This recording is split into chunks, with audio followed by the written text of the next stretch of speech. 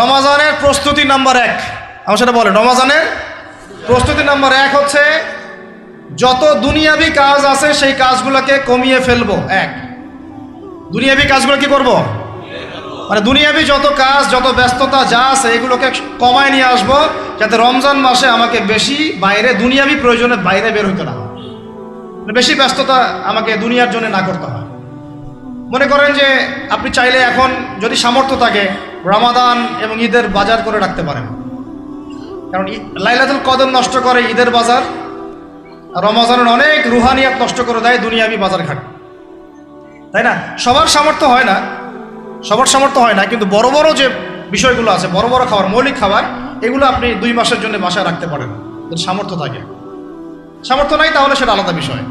মোট কথা এটা শুধু একটা বিষয় বোঝাচ্ছি না, দুনিয়াবি যত ব্যস্ততা এগুলোকে কমায় রমাজানের জন্য প্রিপারেশন নিতে হবে।